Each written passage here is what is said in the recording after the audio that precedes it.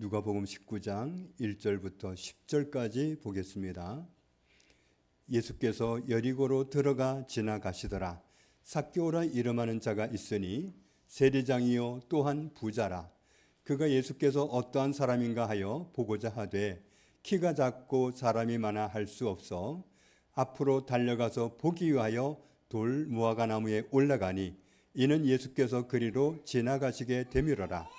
예수께서 그곳에 이르사 쳐다보시고 이르시되 삭개오야 속히 내려오라.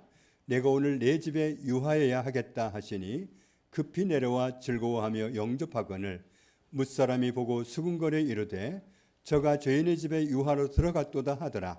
삭개오가 서서 주께 여짜오되 주여 보시옵소서. 내 소유의 절반을 가난한 자들에게 주겠사오며 만일 누구의 것을 속여 빼앗은 일이 있으면 네 갑절이나 갚겠나이다. 예수께서 이르시되 오늘 구원이 이 집에 이르렀으니 이 사람도 아브라함의 자손이미로다. 인자가 온 것은 잃어버린 자를 찾아 구원하려 함이니라. 아멘. 오늘 말씀을 처음부터 보면은 예수님이 여리고라는 지역으로 가셔서 길을 가고 계셨습니다. 여리고에 삭개오라고 하는 이름을 가진 사람이 있었는데 원래 그 나라 그 발음으로 하면 자카요스 이렇게 해야 되는데 우리나라 이름으로 비슷하게 번역을 하면서 삭개오라고 음역을 했습니다. 이분의 직업은 세리장이었습니다. 요즘 말로 하면 세무공무원에다가 장이니까 세무서장 정도 되는 그런 사람이었고 그리고 그 사람의 경제적인 입지는 부자였습니다. 삭개오가 마침 자기네 동네를 지나가시는 예수님을 보게 되었는데 예수님은 수많은 사람들에게 둘러싸여서 이동하고 계셨습니다. 삭개오는 수많은 인파에 둘러싸여서 지나가고 계시는 예수님을 보고 싶다는 생각이 들었습니다. 그런데 예수님을 둘러싸고 있는 사람들이 삭개오보다 키가 컸고 또 많은 키 큰 사람들이 둘러싸여 있다 보니까 상대적으로 키가 작았던 삭개오는 예수님을 볼 수가 없었습니다. 그래서 삭개오는 키 큰 사람들이 한두 사람이 아니라 수많은 사람들이 둘러싸고 있기 때문에 예수님을 보고 싶어도 볼 수 없으니까 이쯤 되면 포기하면 되겠는데 그런데 예수님을 보고 싶다는 그 마음이 사그러들지가 않았습니다. 그래서 삭개오는 예수님을 보고 싶다는 그 생각 때문에 예수님을 보기 위해서 예수님이 앞으로 지나가시게 될 그 길로 앞질러 가가지고 그 길목에 있는 나무 위로 올라갔습니다. 예수님은 그냥 길을 가시는 중이니까 삭개오가 올라가 있는 그 나무 밑을 지나가실 때도 그냥 지나가시면 되는 겁니다. 그런데 예수님은 그날 그 나무를 그냥 지나가시지 않았습니다. 예수님이 어떤 분인지 궁금했고 예수님을 보고 싶고 그런 마음을 품고서 나무 위에 올라가 있는 삭개오를 예수님이 모르실 리가 없습니다. 예수님은 예수님을 향해 있는 삭개오를 알아보셨습니다. 요한복음에 있는 말씀을 보면 빌립이라는 사람이 먼저 예수님을 만나고 나서 예수님의 제자가 되었습니다.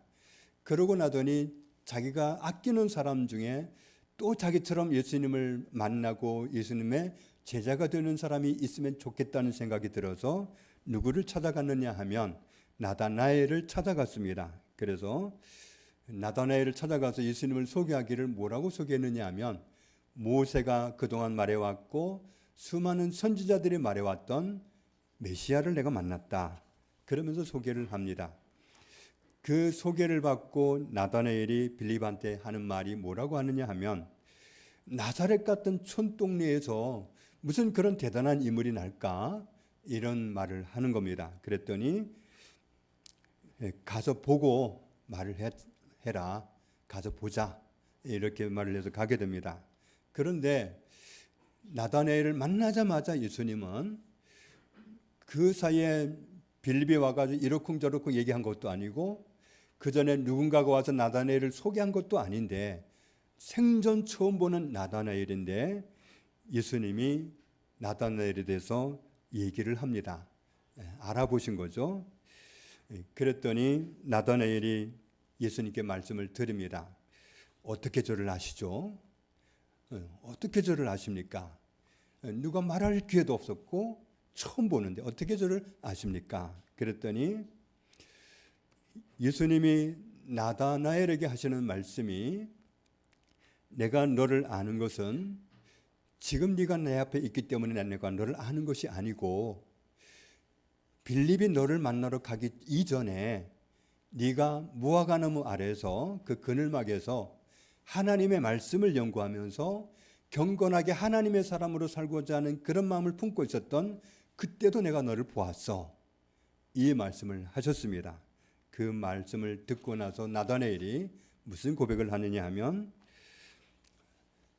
당신은 하나님의 아들이시고 당신은 이스라엘의 임금님이십니다. 이렇게 고백할 수밖에 없었습니다.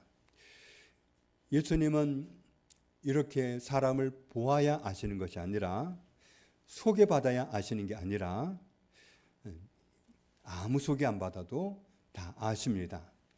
사실 우리는 사람을 보고도 모르는 경우가 많습니다. 좋은 말로 포장을 하거나 달변으로 포장을 해서 말을 하는 사람을 보면 그대로 믿는 경우가 얼마나 많은지 모릅니다. 사실 얼굴을 봐도 좀 표가 나고 그 사람이 살아온 행적을 보면 그 사람이 전혀 그 말과 다른 사람이라는 것을 알 수도 있을 것 같은데도 모르는 경우가 참 많습니다. 요한복음 1장을 보면 예수님은 본래 하나님이시고 그리고 하나님으로서 모든 존재하는 것들을 지으신 분이고 존재하는 모든 사람을 지으신 분입니다. 그렇기 때문에 나다나엘을 굳이 소개를 받아야 되고 어떤 사람인지 물어봐야 되고 그런 과정이 전혀 필요가 없는 분이십니다. 10절 이하에는 말씀을 봐도 예수님이 본래대로 하나님의 모습으로 오셨으면 다 알아봤을 텐데 사람의 아들로 더군다나 아기의 모습으로 태어나서 오셨기 때문에 목적이 있어서 그렇게 오셨는데 사람들이 알아보지를 못했습니다. 그래도 하나님이 보내시는 메시아가 여자의 후손으로 오실 거고 처녀의 몸에서 태어난다고 하셨고 아기로 태어나서 오신다고 하셨던 선지자들의 말을 알아듣고 그 말씀을 간직하고 있었다면 그런 사람들은 예수님을 알아봤습니다. 소수의 사람이긴 하지만 그런 사람들은 알아보고 영접을 했습니다. 예수님은 우리를 창조하신 분으로서 우리 각자를 알고 계실 뿐만 아니라 우리를 아예 손바닥에 새겨놓고 계시다고 말씀하십니다. 그렇기 때문에 어떤 사람이든지 예수님이 모를 사람은 아무도 없습니다. 그렇게 모든 사람을 낱낱이 아시는 예수님이 삭개오가 올라가 있는 나무 아래 오시더니 삭개오를 부르시면서 빨리 내려와라. 나 오늘 너희 집에 가보고 싶다. 이렇게 말씀을 하시는 겁니다. 삭개오는 신속하게 내려왔고 즐거운 마음으로 예수님을 자기 집으로 모셨습니다. 그런데 그런 순간에도 사람들은 뭐라고 하느냐 하면 예수님은 참 사람 보는 안목이 없으시다. 삭개오는 죄인인데 아니 죄인의 집으로 죄인이 자기 집에 가자고 하는 것도 아니고 아니 뭐 의인이라고 하시면서 왜 저런 죄인을 몰라보고 죄인 집에 그냥 자기 발로 들어가? 그러면서 수근수근하고 말들이 많습니다. 그런데 예수님을 모시고 자기 집으로 들어간 삭개오의 모습을 보십시오. 지금 삭개오 집 밖에 있는 사람들은 판단하는 말을 계속 늘어놓고 있습니다. 삭개오는 자기 백성들의 세금을 걷어가지고 로마에 여태껏 바쳐온 죄인이라느니 예수님은 그것도 모르고 들어갔다느니 여전히 사람들은 그런 말을 하고 있는 겁니다. 그런데 예수님을 모시고 자기 집으로 들어간 삭개오는 벌써 다른 사람이 되어 있었습니다. 주여 보시옵소서. 내 소유의 절반을 가난한 자들에게 주겠사오며 만일 누구의 것을 속여 빼앗은 일이 있으면 네 갑절이나 갚겠나이다. 삭개오는 아까 그 나무 위에 있던 그 사람이 아니었어요. 삭개오는 이전에 살아왔던 그 모든 삶을 완전히 뒤바꾸는 딴판의 사람이 되었습니다. 내 소유의 절반을 가난한 사람들에게, 필요한 사람들에게 주겠습니다. 그리고 남의 것을 속여서 빼앗은 일이 있다면, 속여서 부과해가지고 빼앗은 세금이 있다면 4배로 돌려주겠습니다. 부자는 이렇게 하기가 쉽지 않습니다. 어느 웬만큼 있는 사람은 몰라도 부자는 이렇게 하는 게 쉽지 않습니다. 이렇게 한다고 신문에 내줄 것도 아니고, 여태껏 죄인 취급을 했던 사람들이 갑자기 의인 대접을 해줄 것도 아니고, 그에게 달라질 사람들의 태도는 아무것도 없습니다. 그런데도 그 정말 챙기고 해서 부자 됐던 이 삭개오가 내 재산의 절반을 가난한 사람들에게 풀겠습니다 하는 것은 사람이 바뀌지 않고는 있을 수가 없는 결단입니다. 미쳤습니까? 누가 알아준다고 그딴 짓을 합니까?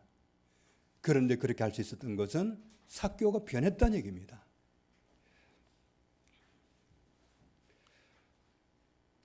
그래서 예수님은 삭개오에게 구원을 선포하십니다. 오늘 구원이 이 집에 이르렀으니 이 사람도 아브라함의 자손이미로다.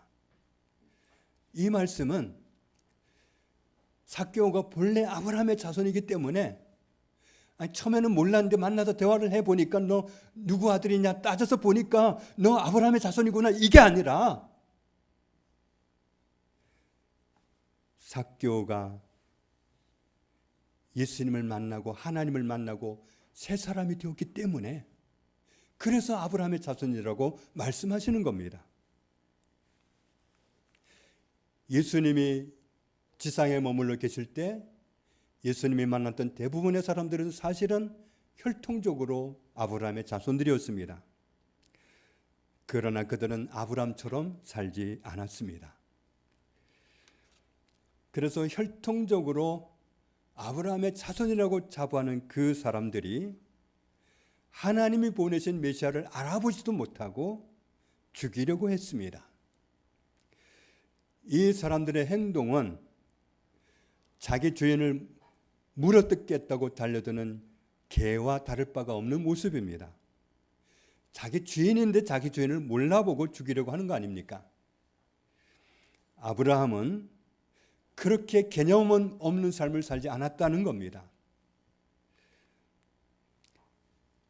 이 말씀을 보면 같이 읽겠습니다. 너희 조상 아브라함은 나의 때 볼 것을 즐거워하다가 보고 기뻐하였느니라. 아브라함은 하나님을 만나고 나서 자기와 자기의 후손들이 대대로 살아갈 땅을 받았습니다.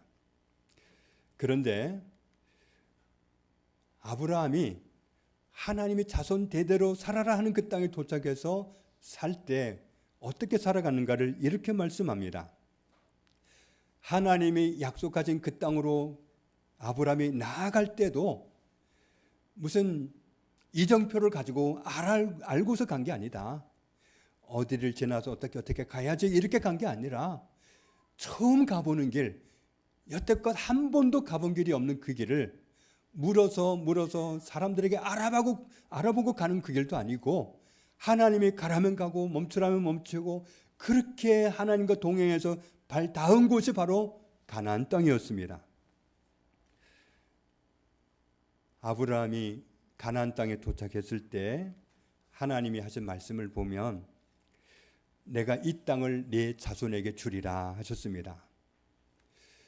아브라함이 조카였던 롯과 함께 가나안 땅에 왔었는데, 갈수록 롯의 식구도 많아지고 아브라함의 그 종들이 많으니까 가족들이 많아지고 또 가축들도 점점 늘어나고 그러니까 함께 살기가 버거웠습니다. 그래서 부득이하게 롯과 헤어지기로 그렇게 결론을 짓고 서로 의논 끝에 롯이 아브라함을 떠난 후에 하나님이 다시 한번 말씀하십니다.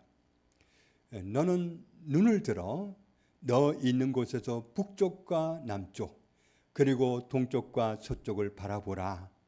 보이는 땅을 내가 너와 네 자손에게 주리니 영원히 이르리라. 이 땅은 너와 너의 자손이 대대로 살 거야. 이렇게 또 다짐해서 말씀하시는 겁니다. 아브라함은 자손 대대로 살아야 할 땅을 하나님으로부터 배정받은 그런 순간입니다. 그러면 대대로 자손 대대로 살 거니까 집부터 제대로 짓고 잘 살아볼 생각을 해도 될 텐데 아브라함은 전혀 그렇게 하지 않았습니다. 아브라함은 어떻게 살았느냐 하면 하나님이 자기에게 말씀하신 모든 말씀을 믿는 믿음으로 사는 결단을 가지고 살았습니다. 그러다 보니까 틀림없이 하나님이 아브라함의 자손 대대로 살 땅을 주셨으니까 좋은 집을 짓고 잘 살아볼 생각을 해도 되겠지만 하나님으로부터 아브라함이 받은 약속은 땅만 약속받은 게 아니었습니다. 그 이상으로 많은 약속을 받았는데 그 많은 약속들을 다 한눈에 보는 그 안목을 가지고 그 말씀을 믿는 믿음으로 살았다는 겁니다. 그 약속받은 것 중에 하나가 하나님이 계획하시고 지으실 터가 있는 하나님의 나라도 약속을 받았습니다. 그런데 이 땅에 사는 그 기간은 짧고 앞으로 그곳에 가서 살아야 할 날이 영원이라는 사실을 알았습니다. 그러다 보니까 아브라함은 비중을 이 땅에 둬야 될지 하나님 나라에 둬야 될지 그 비중을 하나님의 나라에다 뒀습니다. 여기는 너무 잠깐 머물고 하나님의 나라는 영원히 살 곳이라서 저곳에다가 비중을 두고 살기 위해서 이 땅에다가 비중을 많이 실지 않기 위해서 특별한 행동을 하고 살았습니다. 아브라함은 하나님이 자기에게 약속하신 모든 약속을 전체를 한눈으로 바라보고 균형 감각 있게 살려고 했던 겁니다. 그래서 가나안 땅에 사는 것은 남은 평생 살 땅이긴 하지만 이 땅에다가 내가 정말 잘 먹고 잘 살고 이런 집을 짓고 이렇게 살아봐야겠다 이런 계획을 짜기보다는 영원히 살아야 할 하나님의 나라에다가 비중을 두고 이 땅은 잠시 머물다가 가는 나그네 기간뿐이구나 이렇게 결론을 내렸다는 겁니다. 그래서 아들 이삭과 손자 야곱과 한 가문이 천막치고 천막 속에 살았습니다. 그리고 아브라함이 받은 약속이 그것만 있는 게 아니었습니다. 하나님의 아들이 메시아로 오셔서 모든 세상 사람을 구원하신다는 약속을 미리 보고 즐거워했다. 그리고 때가 되어서 예수님이 그 약속대로 이 땅에 임하실 때 보고 기뻐하였다. 하나님의 메시아가 오신다는 그 약속을 가지고 즐거워했다가 실제로 그 약속대로 오시는 모습을 보고 아브라함은 기뻐했다. 예수님은 하나님의 나라에서 아브라함을 늘 보고 있었기 때문에 아브라함이 얼마나 기뻐했는지를 알고 계셨던 겁니다. 오늘 예수님이 삭개오와 그의 가족들이 구원받았다고 선포하시고 아브라함의 자손이 되었다고 선포하시는 것은 삭개오가 혈통적으로 아브라함의 자손이어서 아브라함의 자손이라고 하신 게 아닙니다. 옛날에 아브라함이 그랬던 것처럼 삭개오가 하나님의 뜻을 받아들이고 하나님의 가치관을 받아들이고 하나님이 원하시는 하나님이 기뻐하시는 삶을 살기로 헌신했기 때문입니다. 삭개오도 아브라함의 자손이라고 그렇게 일컬으셨던 것은 삭개오가 마치 옛날 아브라함처럼 이제는 하나님의 뜻대로 살겠습니다. 하나님이 내게 주신 모든 약속을 한눈으로 바라보고 균형 감각이 있는 그런 사람으로 하나님의 뜻대로 살겠습니다. 그런 변화된 모습을 보였기 때문에 구원받았다, 아브라함의 자손이다, 이렇게 말씀하셨던 겁니다. 아브라함이 하나님의 모든 약속을 믿었기 때문에 모든 약속을 믿는 믿음으로 살기 위해서 특별한 삶을 살기로 헌신했던 것처럼 우리도 하나님의 모든 약속을 믿는 믿음으로 살기로 결단할 때 예수님은 구원을 선포하시고 아브라함의 자손이라고 선포해 주시리라는 것을 알 수 있습니다. 아브라함의 자손이 되는 것도 하나님의 자녀가 되는 것도 혈통으로 되는 것이 아닙니다. 이는 혈통으로나 육정으로나 사람의 뜻으로 되는 것이 아니다. 하나님을 받아들이고 하나님의 말씀을 받아들이고 하나님의 뜻을 내 뜻으로 받아들이고 하나님이 원하시는 삶을 살기로 헌신하는 사람이 하나님의 자녀이고 아브라함의 자손인 겁니다. 삭개오가 지금까지 살아오던 삶의 패턴으로 계속 살아가기로 각오하고 있는 게 아니라 삶을 완전히 바꾸기로 결심했잖아요. 하나님을 모셨고 하나님이 원하시는 삶을 살기로 헌신했기 때문에 그래서 예수님이 구원받았다, 아브라함의 자손이다 선포하신 겁니다. 오늘 이 말씀을 함께 접하는 저와 여러분이 삭개오와 같은 결단을 하시고 구원받은 사람이다, 아브라함의 자손이다, 이런 칭찬을 들을 수 있기를 원합니다.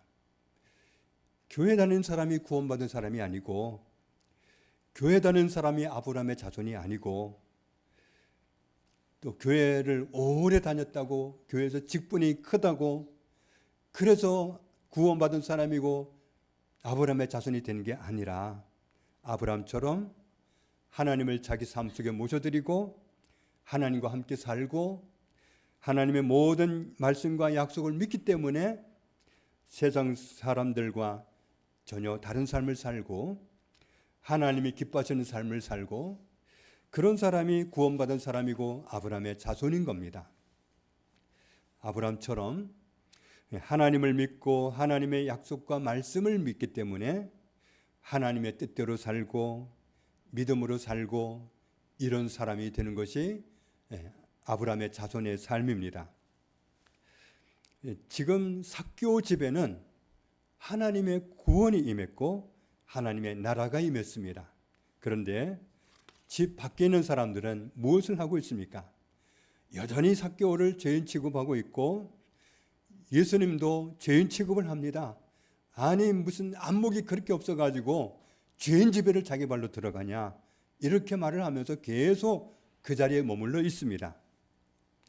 하나님이 무엇을 원하시는지에는 아무 관심도 없고 자기가 들은 소리가 전부이고 자기들이 아는 정보가 전부인지라 삭개오가 구원받아서 딴 사람이 되는데도 그런 사실도 모르고 여전히 삭개오를 정죄하고 예수님을 정죄하고 그런 모습으로 있는 겁니다.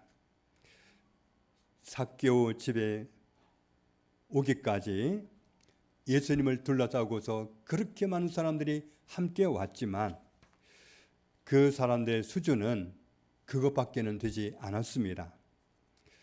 물론 예수님은 사람들의 수준을 아셨지만 사람들이 지금처럼 그렇게 나오리라는 것도 아셨지만 목적이 있었기 때문에 삭개오 집으로 들어가셨습니다. 오늘 우리의 수준은 삭개오 집을 중심으로 집 안에 있는 수준입니까? 아니면 집 밖에 있는 수준입니까? 삭개오 집 안에 있는 사람들은 삭개오가 구원받은 전혀 딴 사람이 된 것을 보고 기뻐하고 있는데 삭개오 집 밖에 있는 사람들은 여전히 삭개오가 옛날 그 모습인 줄 알고 정죄하고 있고 예수님까지도 헐뜯고 있는 그런 상황입니다. 우리의 수준은 삭개오 집 안입니까? 집 밖입니까? 예수님을 이해하지 못한 사람들이 삭개오 집 밖에 가득합니다. 사람들의 수준이 그렇고 사람들에게 인정받을 수 있는 상황이 아니었기 때문에 사람들에게 그런 대우를 받지 않으려면 예수님은 삭개오 집에 들어가지 말으셨어야 했습니다. 그러나 예수님을 이해하지 못하는 삭개오 집 밖에 있는 사람들 때문에 예수님이 삭개오 집에 개인적으로 들어가시는 것을 주저하거나 그런 분이 아닙니다. 예수님은 이런 상황이 닥칠 때마다 항상 들어가셨습니다. 사람들이 다 죄인 취급하는 그런 사람들을 기꺼이 만나셨습니다. 그래서 예수님은 항상 죄인들을 가까이 하신다고 비난을 받으셨던 겁니다. 예수님은 삭개오 집에 들어가셨어야 했던 이유를, 사람들이 죄인 취급하는 사람들을 기꺼이 만나셔야 했던 이유를 이렇게 말씀합니다. 같이 읽겠습니다. 인자가 온 것은 잃어버린 자를 찾아 구원하려 함이니라. 예수님이 이 세상에 오신 목적은 잃어버린 사람을 찾으러 오셨다는 겁니다. 세상에는 소속을 어디에 두었냐에 따라서 두 종류의 사람이 있습니다. 하나님께 속한 사람이 있고 악한 자에게 매여 있는 사람이 있습니다. 악한 자는 사탄을, 마귀를 말합니다. 하나님께 속한 사람이 아니면 마귀에게 속한 사람입니다. 하나님께 속한 사람이 아니면 그 사람은 하나님께 잃어버려진 사람입니다. 하나님께 속했는지 안 속했는지는 교회에 다니는지 안 다니는지 그걸 보고 하는 게 아닙니다. 삭개오에게 구원을 선포하신 것은 자기 인생 속에 삭개오가 하나님을 모시고 하나님의 뜻대로 살기로 결단하고 새로운 사람이 되었기 때문입니다. 그 순간부터 삭개오는 찾은 사람이 된 겁니다. 그렇게 하나님께 돌아오지 않은 사람은 아직 잃어버린 사람입니다. 요즘은 신문을 안 봐서 모르겠습니다만 옛날 신문에는 사람 찾는 광고가 참 많이 나왔습니다. 어떤 집에서는 부모가 농담 삼아서 너는 내가 낳은 게 아니고 다리 밑에서 주워왔어. 농담 삼아서 그 말을 했는데 그 말을 이해를 못해가지고 진짜로 알아듣고 집을 나가서 못 돌아오는 그런 자녀도 실제로 있습니다. 그런데 사람 찾는 광고의 원조는 하나님입니다. 돌아오라. 너는 내게로 돌아오라. 여호와께로 돌아오라. 우리 하나님께로 돌아오라. 돌아오라. 돌아오라. 참 많이도 말씀하셨습니다. 돌아오라. 하나님이 잃어버린 사람을 얼마나 찾기 원하시는지, 잃어버린 사람을 찾으셨을 때 얼마나 기뻐하시는지 그 기쁨을 숨기지 못하고 다 드러내셨습니다. 같이 읽겠습니다. 내가 너희에게 이르노니 이와 같이 죄인 한 사람이 회개하면 하늘에서는 회개할 것 없는 의인 99으로 말미암아 기뻐하는 것보다 더하리라. 같이 읽습니다. 내가 너희에게 이르노니 이와 같이 죄인 한 사람이 회개하면 하나님의 사자들 앞에 기쁨이 되느니라. 하나님이 잃어버린 사람을 찾아주는 사람은 지혜 있는 사람인데 그런 사람은 궁창의 빛같이 빛나게 하신다. 하나님이 잃어버린 사람을 찾아주는 사람은 별과 같이 영원토록 빛나게 해준다. 하나님이 잃어버린 사람을 얼마나 찾기 원하시는지 찾아주는 사람을 특별하게 기억하겠다고 말씀하셨습니다. 예수님은 잃어버린 사람을 찾으러 오셨습니다. 하나님 나라에는 죄인을 두실 수가 없으니까 이 세상에 있는 사람은 다 죄인인데 찾아서 데려가기 원하시는데 다 죄인이라 못 데려가니까 우선은 죄부터 씻어야 했습니다. 죄를 없애주셔야 했기 때문에 모든 사람들의 죄를 씻어주시느라고, 모든 사람의 죄의 대가를 지불해 주시느라고 예수님이 십자가에 달리셨습니다.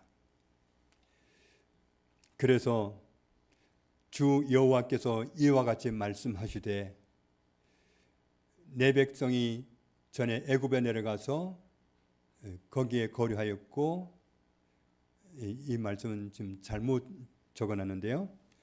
이사야 53장에 있는 말씀을 보면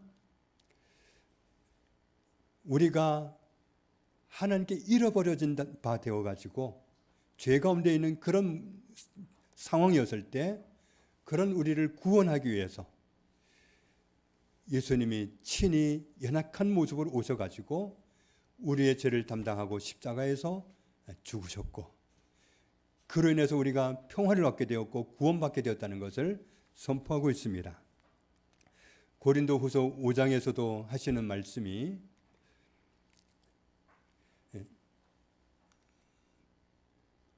하나님이 죄를 알지도 못하신 이를 우리를 대신하여 죄로 삼으신 것은 우리로 하여금 그 안에서 하나님의 의가 되게 하려 하심이라.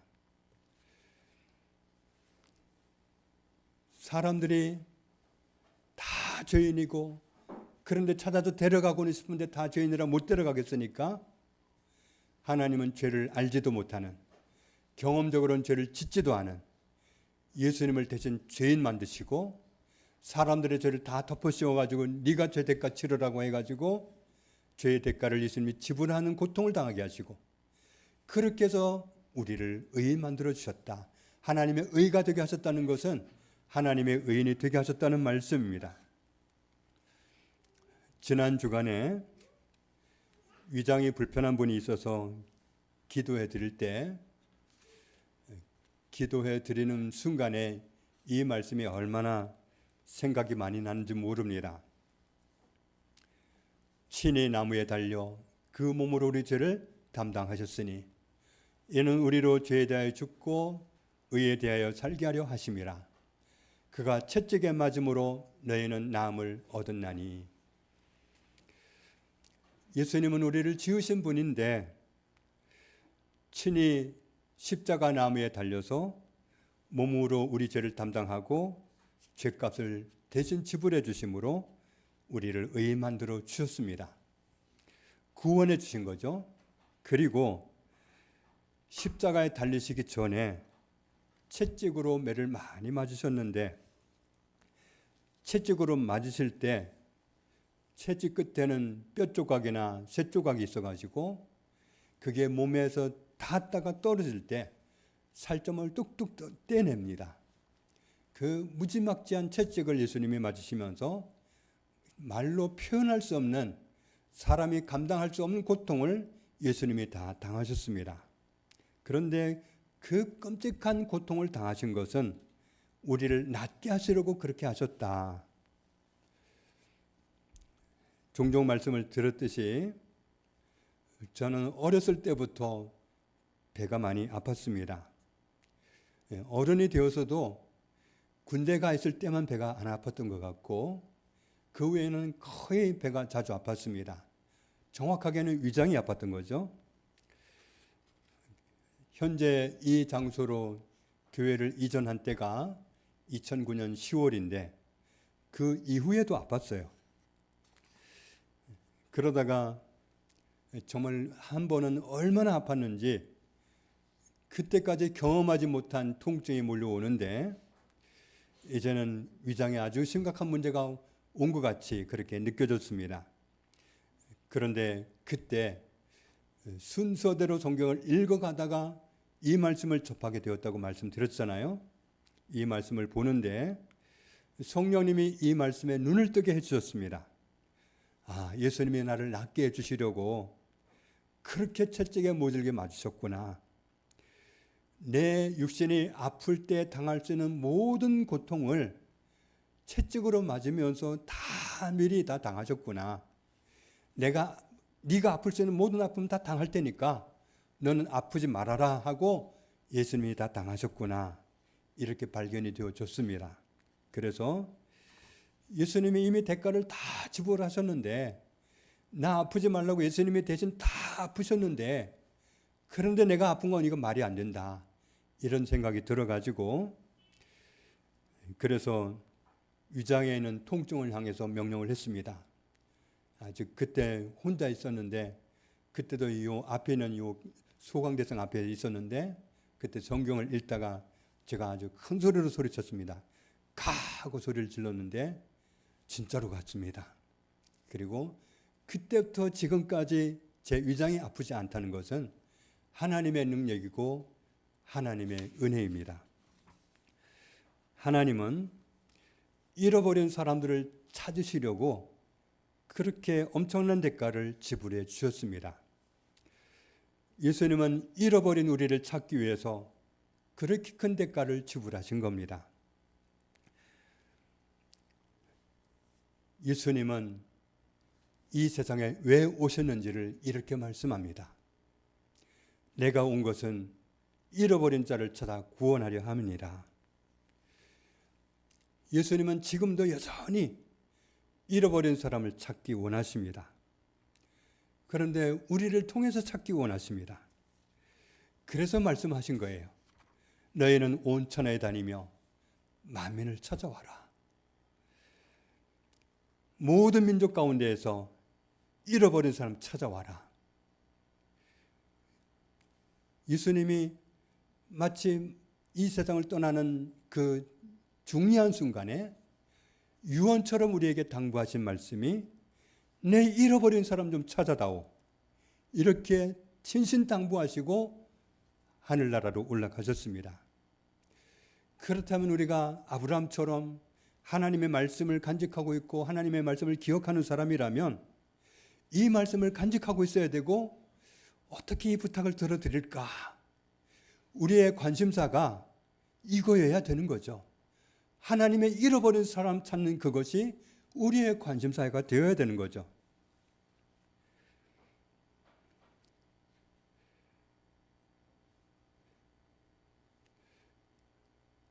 시자 중에 시자로 시작하는 사람 중에 하나님이 찾으시는 사람이 있을 수 있지 않습니까?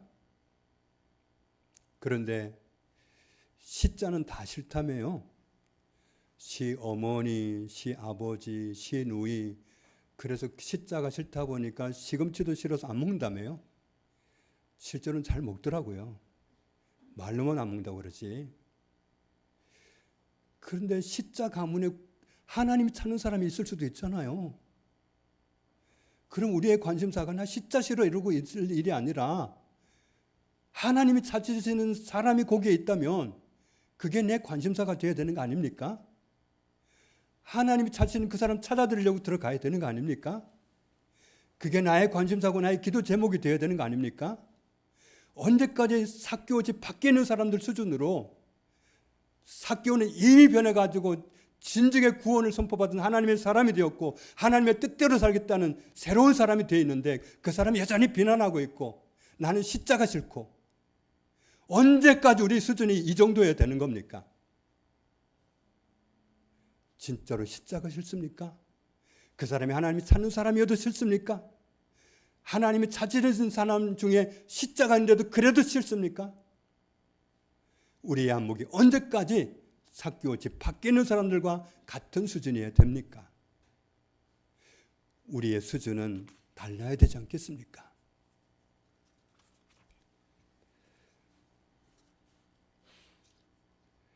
하나님은 잃어버린 사람 찾겠다고 엄청난 대가를 지불하셨습니다.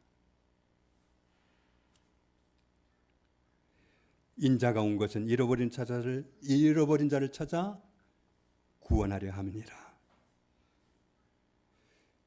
예수님은 우리를 찾기 위해서, 잃어버린 나를 찾기 위해서 기꺼이 오셨습니다.